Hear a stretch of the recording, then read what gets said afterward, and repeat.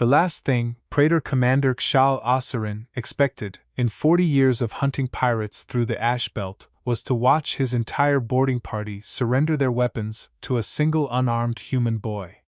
"Lower your rifles," the boy said. He couldn't have been older than 17, standing barefoot on the deck plating of a wrecked freighter, blood drying on a split lip, hands empty and steady at his sides. "You don't want to do this. Not here. Not to us." Xal's soldiers, 6 of them, veterans of the Vain Dominion's most feared strike corps, armored in plating that could shrug off small arms fire, did not lower their rifles.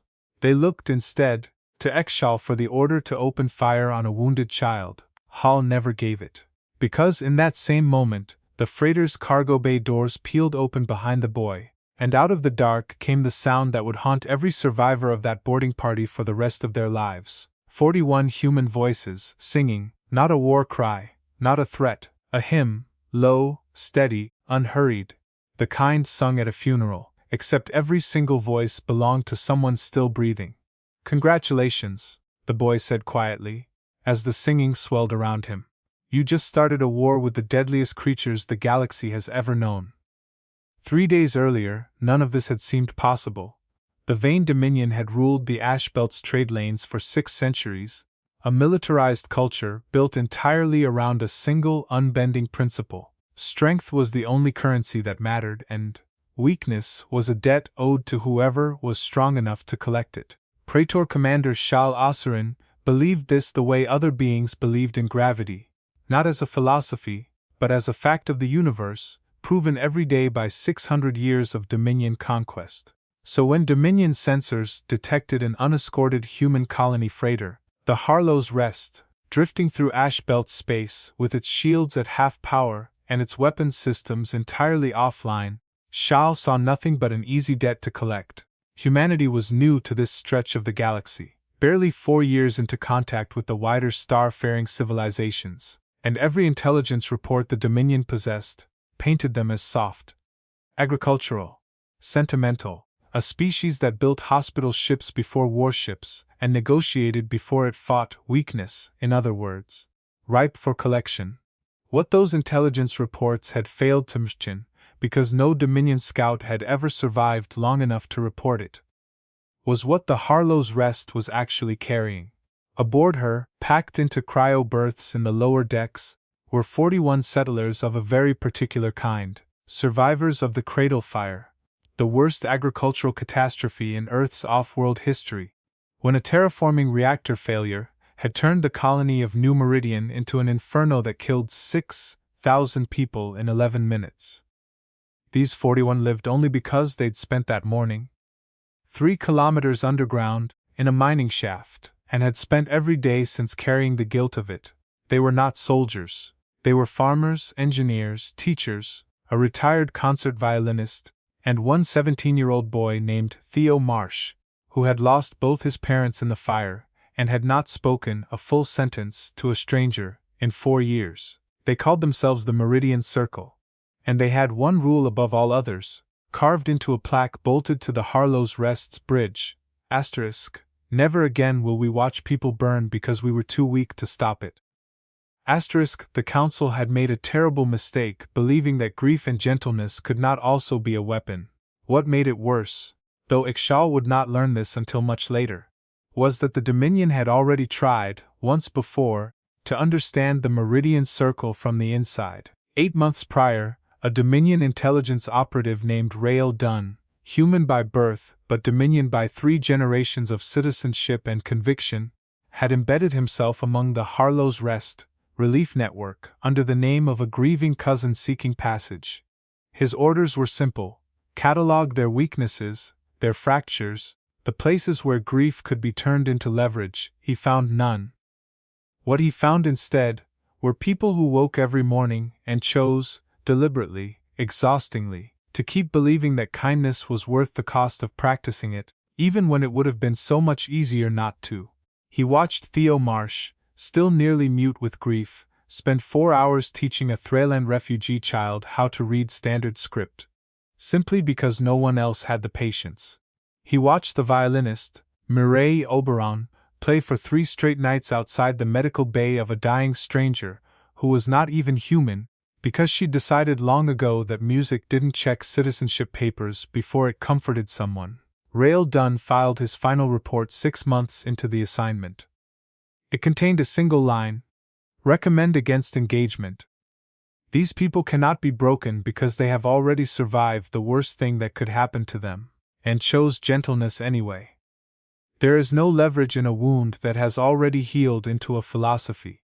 His superiors buried the report as the ramblings of an operative gone soft. Shal Osserin had never been shown it.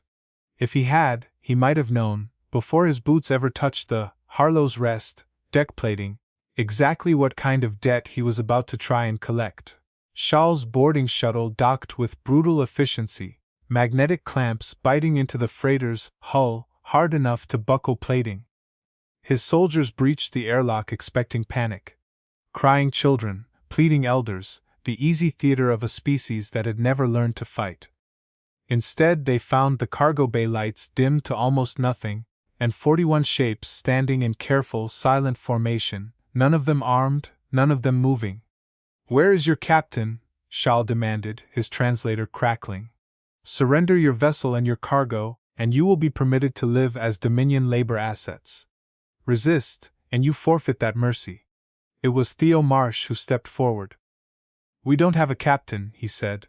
"We have a circle, and you're standing in the middle of it." That wasn't even the biggest surprise. Saul ordered his squad to secure the settlers by force, expecting the usual: bodies scattering, screaming, the satisfying collapse of resistance into compliance. Instead, as his soldiers advanced, the 41 settlers did something no Dominion tactical manual had ever accounted for. They linked arms, formed a slow, deliberate ring around Theo, and began to sing. Nobody knew what the human was hiding behind that hymn, until Dominion sensors picked up the tremor.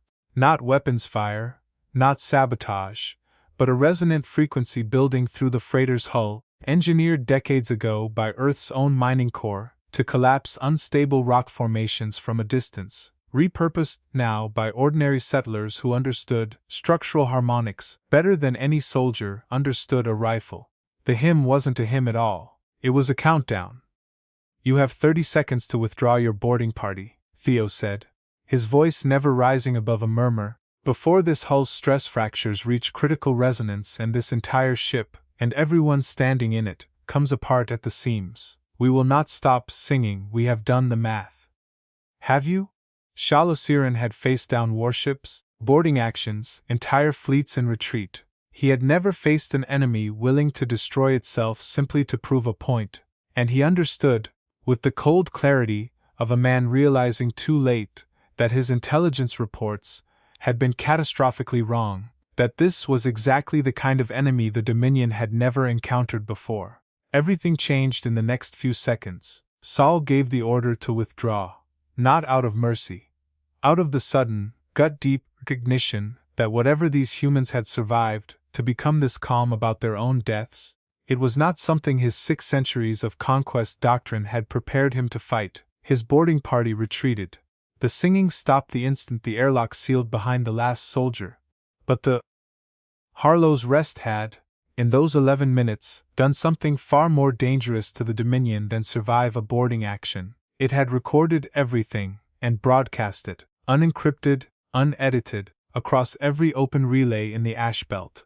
By the time Shal's shuttle redocked with his cruiser, the footage had already reached 6 neighboring systems, including 3 that had spent decades under Dominion protection tariffs, and had been quietly, desperately hoping someone, anyone, would prove the Dominion could be made to blink. The truth stunned the entire ash belt within a day. The invincible Dominion had backed down from unarmed farmers. Grand Praetor Vesa Kal, Supreme Commander of the Dominion's Ashbelt Fleet, received Shal's incident report with the particular fury of a leader watching 6 centuries of carefully built mythology crack in real time.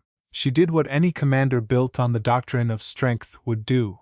She ordered a full battle group, 12 cruisers, 4,000 soldiers, to converge on the Harlow's Rest and make an example so total that no footage of it would ever need editing to be terrifying. She did not know, yet, that the Meridian Circle had already sent a distress beacon of its own.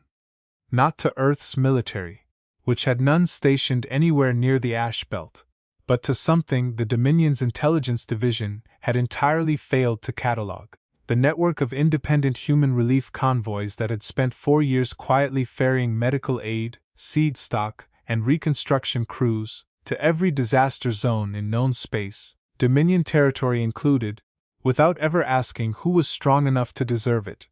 Nobody in the Dominion had ever thought to ask what 40 relief convoys, staffed entirely by people who had rebuilt burned colonies with their bare hands, might do if one of their own was threatened.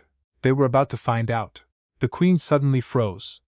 Not a queen exactly, but Vesa Kal, standing on her flagship bridge 3 days later, watching sensor returns fill her tactical display with contact after contact. Not warships, freighters. 40 of them, unarmed, unescorted, forming a slow, deliberate wall between her battle group and the Harlow's Rest.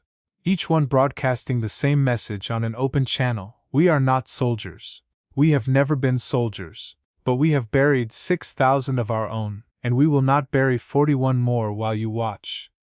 Target the lead vessel, Vesa ordered, jaw tight, 1 volley. Let them see what standing in our way costs. Her weapons officer hesitated, a Threllan-born gunner named Corin Voss, whose own homeworld had once been saved from famine by an anonymous human relief convoy that never asked for tribute or thanks.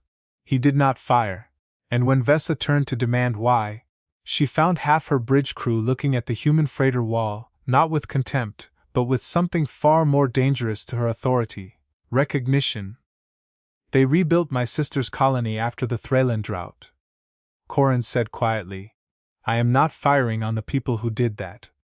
It was Shal Ossarin, watching from his own cruiser's bridge, who finally understood what his 6 centuries of doctrine had never taught him. Strength was not the only currency that mattered. Debt could run the other way too, and the Dominion, for all its warships, owed a debt to human kindness it had never once acknowledged, and was only now discovering it could not repay in violence. He broke formation. Alone, without orders, he moved his cruiser between Vesa's battle group and the freighter wall, and opened a channel to every ship in the fleet. Congratulations, he said, echoing Theo Marsh's words back at his own commander, without entirely meaning to. We started a war with the deadliest creatures the galaxy has ever known.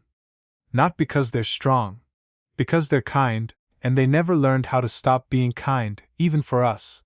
I will not fire on that. Grand Praetor Vesa Kal stood alone on her bridge, battle group fracturing around her, and made the only decision left to a commander, whose mythology had just been dismantled by farmers, singing a countdown they meant to survive. She stood down the fleet. Theo Marsh never gave a speech to the ash belt afterward. He didn't need to. The footage had already traveled far enough on its own. Instead, he spent his days helping rebuild burned colonies alongside the same Meridian Circle that had once carried him out of a mining shaft in silence, teaching the next generation of settlers the same math that had saved 41 lives. That resonance, aimed carefully enough, could hold back an empire, and that a hymn sung steady enough could sound, to the right enemy, exactly like a promise. The Dominion never collected a debt from the Ash Belt's human settlers again. And in the quiet corners of Dominion space, a new saying began to spread among soldiers who had never fired a shot at the Harlow's Rest and never forgot why. Some enemies you defeat with strength, the dangerous ones you defeat you by refusing to stop being kind.